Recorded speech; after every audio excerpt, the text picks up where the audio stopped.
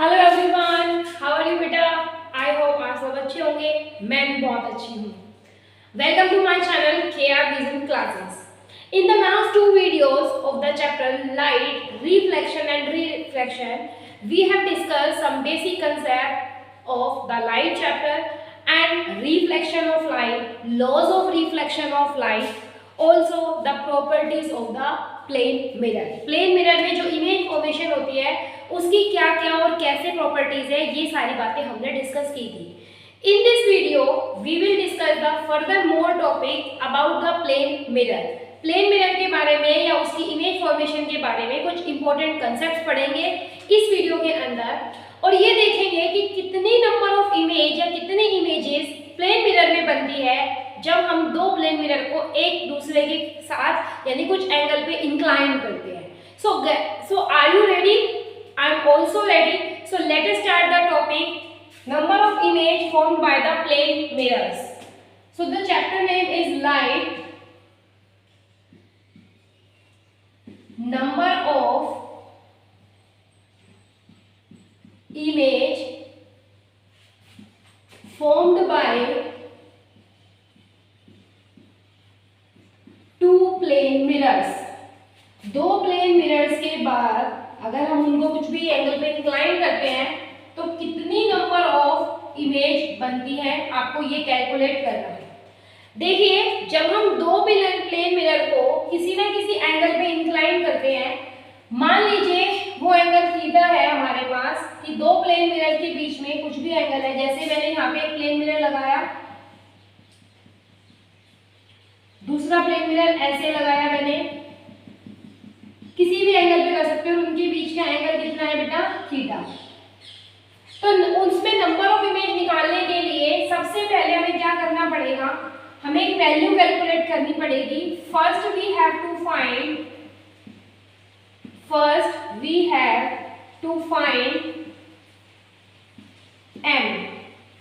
m की value कैसे निकालेंगे, 360 डिवाइडेड बाय थीटा।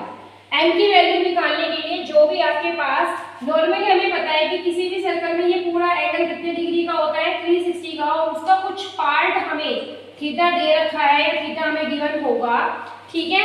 तो यहाँ पे हम सबसे पहले 360 डिवाइडेड बाय थीटा को कैलकुलेट करेंगे। Second we will check the value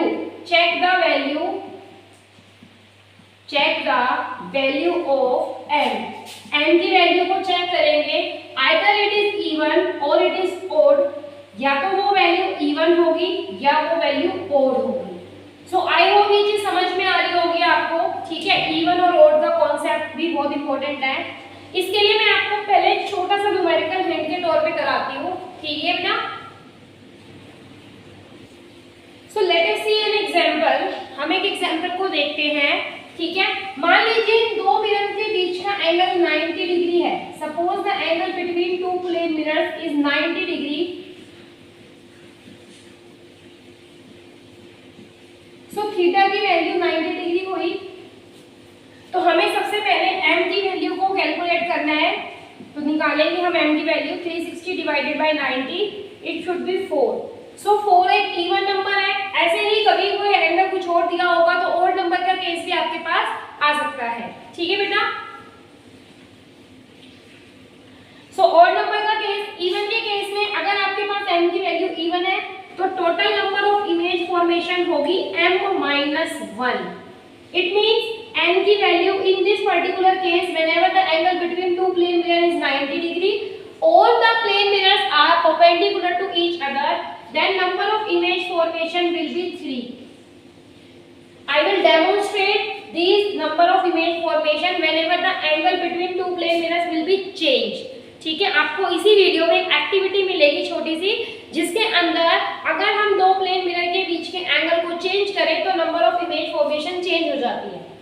अब ओड का जो हम केस पढ़ते हैं, ओड के केस में दो हम फिर से पार्ट्स करते हैं एक तरीके से कि यदि ओड नंबर है और ऑब्जेक्ट उस मिरर में सिमेट्रिकल रखा हुआ एंगल जो है उसकी सिमेट्री बन रही है, ठीक है, और दूसरी चीज आपके पास आती है asymmetric angle.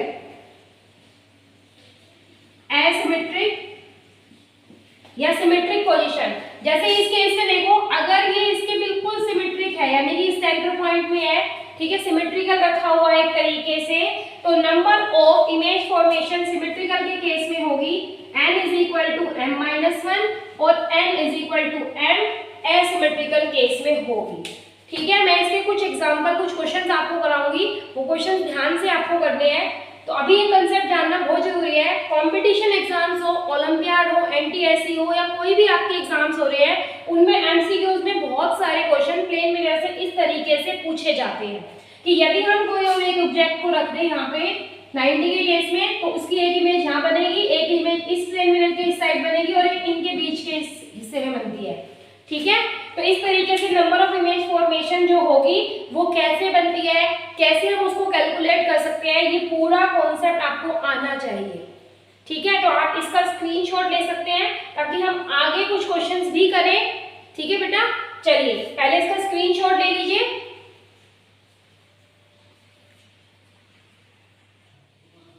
I hope you have notice that concept, आपने उसका स्क्रीनशॉट लिया होगा या पेपर पेन पे नोट किया होगा। चलिए नेक्स्ट आता है कि अगर कोई नंबर यानी कि m की वैल्यू ना तो इवन है ना ऑड है, ठीक है, एक तरीके से मतलब होल नंबर टाइप में नहीं है, और वो एक फ्रैक्शन पार्ट है, और ऑब्जेक्ट की पोजीशन कैसी है, सिमेट्रिकल है। ठीक है, तो नंबर ऑफ इमेज जो होगी वो जो भी आपकी वैल्यू आएगी उसका नियरेस्ट इवन इंटीजर जो होगा वो वैल्यू उसमें नंबर ऑफ इमेज को बताएगी। ठीक है, तो ये कुछ ऐसे कॉन्सेप्ट या पॉइंट्स हैं जो आपको प्लेन मिरर के केस में याद रखने हैं। प्लेन मिरर के केस में कुछ प्रॉपर्टीज जो हमने पढ़ी थी, जैसे some properties we have discuss. ठीक है बेटा, some properties of image formed by plane mirror.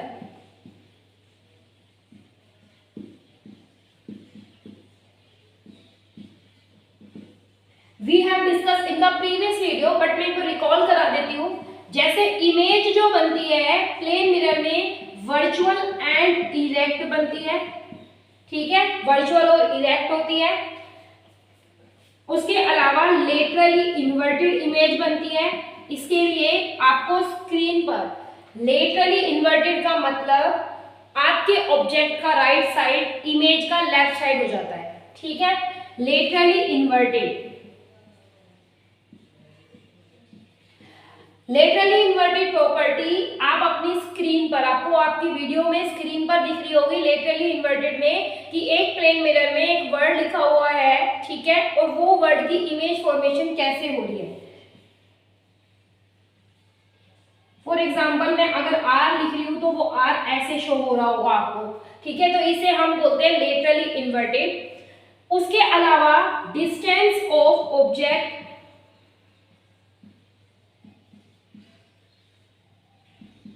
from mirror should be equal to distance of image from mirror। ये रिवाइज कराना थोड़ा जरूरी था, इसलिए मैंने आपको रिवाइज कराई इमेज फ्रॉम मिरर, क्योंकि मैं अभी जो न्यूमेरिकल्स कराऊंगी आपको वो कुछ कुछ इन प्रॉपर्टीज पर भी बेस्ड है। ठीक है, तो देखिए distance of object from mirror और distance of image from mirror equal होते हैं प्लेन मिरर के केस में। जैसे इस चीज को समझने के लिए आप प्रीवियस वीडियो में जाकर उसको देख सकते हैं, इससे पहले वाली। नेक्स्ट देखिए, नेक्स्ट प्रॉपर्टी है हाइट ऑफ ऑब्जेक्ट। ये मैं भी आपको समझाने के लिए थोड़ा शॉर्ट में लिख रही हूँ, आपको पेपर में प्रॉपर लिखनी है। Is equal to height of image. Object और इमेज की हाइट इक्वल होती है प्लेन मिरर में, या सेम साइज कह सकते हो। ये ऐसी प्रॉपर्टीज है जिनके बारे में हमने प्रीवियसली क्लासेस में या प्रीवियस वीडियोस के अंदर डिस्कस किया था। इन प्रॉपर्टीज पर बेस कुछ एमसीक्यूज, कुछ कॉन्सेप्चुअल क्वेश्चंस और कुछ न्यूमेरिकल्स भी आते हैं। ठीक है, जितने भी कंपटीशन एग्जाम है उनके अंदर लाइव चैप्टर में से काफी अच्छे क्वेश्चंस आते हैं, और प्लेन मिरर के इजी क्वेश्चन होने के बाद भी बच्चे उन्हें आप लोग अटेम्प्ट नहीं कर पाते हैं, सभी नहीं, बट नॉर्मली हम कंफ्यूज हो जाते हैं। तो ये कुछ प्रॉपर्टीज है। इसके अलावा जो प्रॉपर्टीज हमने नहीं पढ़ी है उनको हम डिस्कस करेंगे डिटेल में।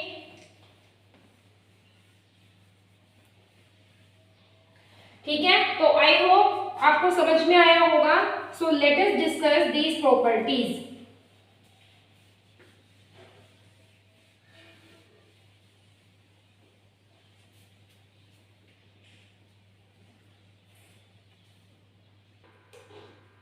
So now let us discuss the some more points related to the plane mirrors.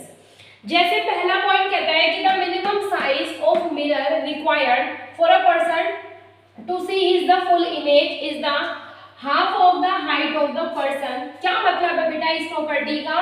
यदि किसी पर्सन को, जैसे कि मुझे अपनी पूरी फुल इमेज हेड से लेकर टो तक अपनी इमेज को देखना है प्लेन मिरर के अंदर, तो मुझे मिनिमम मतलब छोटे से छोटा या मिनिमम कितना हमें जो प्लेन मिरर होगा वो चाहिए हमारी पूरी इमेज को देखने के लिए। तो प्लेन मिरर की हाइट हमारी हाइट की हाफ होगी, इतना हाफ प्लेन मिरर होगा। फॉर एग्जांपल कोई पर्सन 6 फीट का है तो 3 फीट का प्लेन मिरर उसमें उसकी पूरी इमेज दिखा देगा। नेक्स्ट देखिए, if an object moves with A speed u, अगर कोई ऑब्जेक्ट u स्पीड से, ये कोई ऑब्जेक्ट है और वो u स्पीड से मिरर की तरफ आ रहा है, तो उसकी इमेज जो होगी वो भी u स्पीड से, ठीक है, ये इमेज है और ये ऑब्जेक्ट है, तो उसकी इमेज भी u से आएगी। तो इमेज और ऑब्जेक्ट की रिलेटिव जो स्पीड होगी, ठीक है, speed of image related to object कितनी होगी? 2 into u। ऐसे ही अगर मैं डिस्टेंस की बात करूं, अगर इनके बीच का डिस्टेंस d है, ठीक है बेटा, तो इमेज और ऑब्जेक्ट के बीच का डिस्टेंस कितना होगा? d plus d, 2 into d, ठीक है। तो यहाँ पर ये कॉन्सेप्ट इंपॉर्टेंट है। अब चलिए सबसे पहले तो मैं आपके डाउट्स मतलब लाइक वीडियो में मैंने एक छोटी सी क्लिप डाली है या एक ऑब्जर्वेशन पैटर्न डाला है, एक तरीके से एक्टिविटी कह सकते हैं आप उसे। तो आपको सबसे पहले ये एक्टिविटी देखनी है जिससे आपको ये कंसेप्ट क्लियर होंगे कि प्लेन मिरर को किसी न किसी एंगल पे रखने पर number of image formation change हो जाती है। कैलकुलेट कैसे करनी है, वो जो प्रीवियसली आपको अभी वीडियो में मैंने क्या दिखाए हैं, फॉर्मूले सिखाए हैं, उनसे कैलकुलेट करनी है आपको।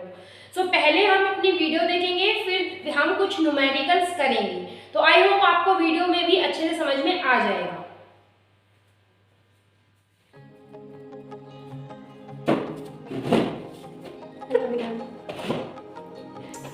Hello beta, in today's video we will discuss the very interesting topic, that is the image formation by the plane mirrors. Whenever two plane mirrors are inclined to each other making some angle, then the number of image formation will be different. So I have taken one box as an object and I have taken the two plane mirrors and I will put them with close to each other. So you can see that the number of image formation made by the plane mirrors are the different whenever their angles are changing. जब उनके angles को हम change करते हैं तो आप देख सकते हैं ध्यान से नंबर ऑफ इमेज फॉर्मेशन जो हो रही है वो चेंज हो रही है, ठीक है। इस तरीके से आपको दिखाई दे रहा होगा प्लेन मिरर में जब दो प्लेन मिरर एक दूसरे से 90 के एंगल पे होते हैं तो total number of image formation 3 होती है, ठीक है। तो ये प्लेन मिरर में इमेज फॉर्मेशन का कंसेप्ट बहुत ज्यादा इंपॉर्टेंट है। तो आई होप आपको चीज समझ में आई होगी और आपके जो कॉन्सेप्ट क्लियर डाउट्स हैं क्लियर हुए होंगे। आप इसको ध्यान से देख सकते हैं ऐसे। So this is the very important activity in the case of plane mirror. I hope you enjoyed that activity and the all concepts and doubts are clear. ठीक है, तो चलिए नेक्स्ट देखते हैं न्यूमेरिकल। अब हम कुछ न्यूमेरिकल्स करेंगे 4 to 5। सबसे पहला न्यूमेरिकल है find the number of image formed by the mirrors. ठीक है, जब दो मिरर को किसी भी एंगल थीटा पे प्लेस किया है तो कितनी नंबर ऑफ इमेज फॉर्मेशन होती है, पहली चीज ये बतानी है। और ऑब्जेक्ट की पोजीशन कैसी है, सिमेट्रिकल है। यदि ऑब्जेक्ट की पोजीशन सिमेट्रिकल है, ठीक है, तो सबसे पहले देखिए पहला केस जो है इसका सॉल्यूशन अगर हम देखेंगे, so value of theta is equal to 60 degree in that case. ठीक है, तो 60 डिग्री के केस में सबसे पहले हमें क्या निकालना है, स्टेप 1 में m की वैल्यू निकालनी है। m की वैल्यू होती है 360 डिवाइडेड बाय थीटा, तो यानी 360 divided by 60 which is equal to 6। और 6 आपके पास जो आया है, 6 आपके पास क्या है बेटा, एक इवन नंबर है। सो कंसेप्ट क्या कहता है कि अगर इवन नंबर हो तो number of image formation n is equal to m minus 1 होती है। n is equal to m minus 1, so n is equal to m, 6 minus 1 is equal to 5। तो इसका मतलब जब दो एंगल 60 डिग्री पर इंक्लाइंड होंगे तो उनके बीच में नंबर ऑफ इमेज जो होगी वो 5 होगी। ठीक है, ऐसे ही दूसरा केस डिस्कस करते हैं 50 वाला। चलिए, so theta should be equal to 50 degree. So first we calculate m।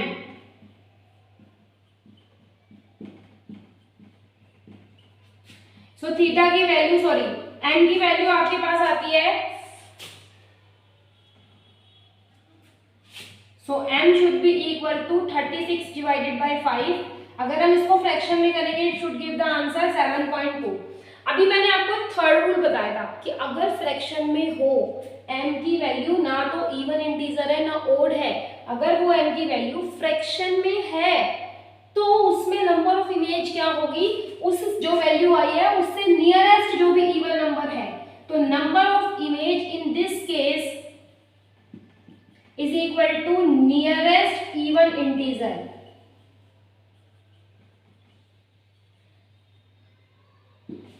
सो 7.2 यानी 7 से नियरेस्ट इवन इंटीजर कौन सा है आपके पास, 8। तो number of image in this case whenever the value of m is in fraction, so number of image can be calculated like this. These are the very simple and easy concepts. ठीक है, मेहनत करिए, आगे बढ़िए, ठीक है, अपनी मेहनत को कम मत करिए, क्योंकि स्मार्ट वर्क करना है तो थोड़ा सा हार्ड वर्क भी करना पड़ेगा। Okay, now we will discuss the next question. So before solving the next, please note this question.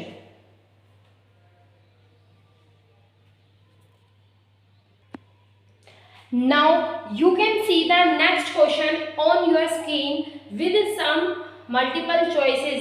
ठीक है, आपको दूसरा क्वेश्चन आपकी स्क्रीन पर दिखाई दे रहा होगा, उसमें मैंने उसको एमसीक्यू फॉर्मेट में डाला है।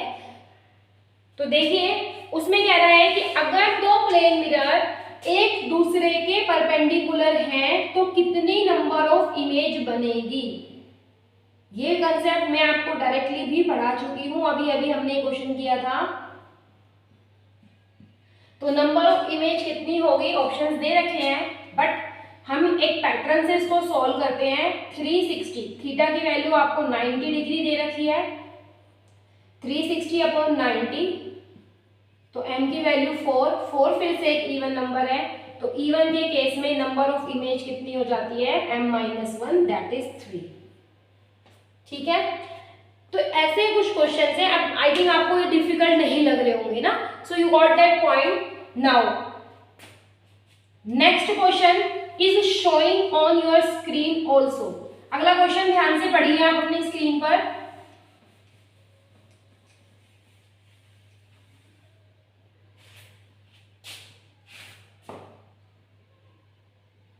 सो आई होप आपने अगला क्वेश्चन रीड किया होगा और you are able to solve that question. ये इसका सॉल्यूशन आप मुझे कमेंट बॉक्स में करके बताएंगे कि क्वेश्चन नंबर नेक्स्ट जो आपने थर्ड किया एक तरीके से, क्योंकि एक क्वेश्चन मैंने बोर्ड पे कराया और दो आपको स्क्रीन पे दिख रहे हैं, तो थर्ड क्वेश्चन का आंसर आपको मुझे क्या करना है, सोल्व करके उसका आंसर कमेंट में बताना है। ठीक है, चलिए उसके बाद नेक्स्ट क्वेश्चन देखिए। नेक्स्ट क्वेश्चन में क्या कह रहा है, क्वेश्चन नंबर 4 आप अपनी स्क्रीन पर देख सकते हैं, रीड इट केयरफुली।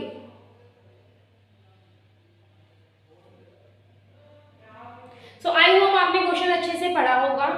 इस क्वेश्चन को सॉल्व करते हैं। चलो, कहते हैं कि एक ऑब्जेक्ट, जैसे ये एक प्लेन मिरर है, इस प्लेन मिरर के सामने 0.5 मीटर के डिस्टेंस पर एक ऑब्जेक्ट है।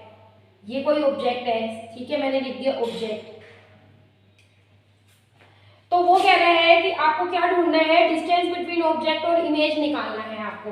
ठीक है, तो अगर ऑब्जेक्ट का डिस्टेंस, अब देखो अब प्रॉपर्टीज आपके पास काम आएगी कि ऑब्जेक्ट का डिस्टेंस और इमेज का डिस्टेंस इक्वल है, तो सबसे पहले इमेज का डिस्टेंस निकालिए, यानी कि मिरर के अंदर भी इमेज लगभग 0.5 पर ही होगी। ये आपकी इमेज है, समझ गए। तो इमेज और ऑब्जेक्ट का डिस्टेंस टोटल कितना हुआ, 2 × d। अभी समझाया था मैंने, अगर कोई ऑब्जेक्ट d डिस्टेंस पे है, इमेज भी d पर है, तो इमेज और ऑब्जेक्ट का डिस्टेंस क्या हो जाएगा, d + d 2d। तो distance between object and image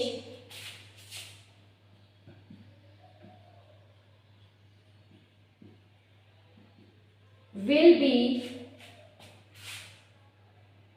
2 × d, which is equal to 2 × 0.5 and that is the 1 meter. Very simple question it is. So I hope you understand that concept clearly. ठीक है, इसके अलावा पुरानी videos को देखिए एक बार, पुरानी वीडियोस के लिंक आपको डिस्क्रिप्शन में मिलेंगे। कोई क्वेरीज हो आपके पास तो आप कमेंट बॉक्स में करके मुझे बता सकते हैं। नेक्स्ट लास्ट क्वेश्चन देखिए आज की वीडियो का। लास्ट क्वेश्चन को आपको कमेंट बॉक्स में करके बताना है, ठीक है। वो तो आप अपना आंसर बताएंगे, बट मैं आपको क्वेश्चंस भी आपकी स्क्रीन पे जो दिख रहा है, ठीक है, उसको रीड करके प्रॉपर वे में आप उसको मतलब थोड़ा सोच के कीजिए इसका आंसर। इसी कंसेप्ट पर बेस है, जैसे क्वेश्चन नंबर 4 है लगभग वैसे ही क्वेश्चन नंबर 5 है, तो उसका आंसर आप मुझे कमेंट बॉक्स पे करके बताएंगे। 2 question as a homework, as a practice मैंने आपको दिए हैं, उन्हें अच्छे से कीजिए। चैनल को लाइक शेयर सब्सक्राइब कीजिए। कोई डाउट क्वेरीज हो तो उनसे पूछिए। प्रीवियस वीडियो के लिंक आपको डिस्क्रिप्शन में मिलेंगे, ठीक है। आई होप आपने ये वीडियो एंजॉय की होगी। अगर आपके पास कोई और रिव्यूज हैं या आपने रिव्यूज जो भी हैं आप मुझे कमेंट बॉक्स में करके जरूर बताइए।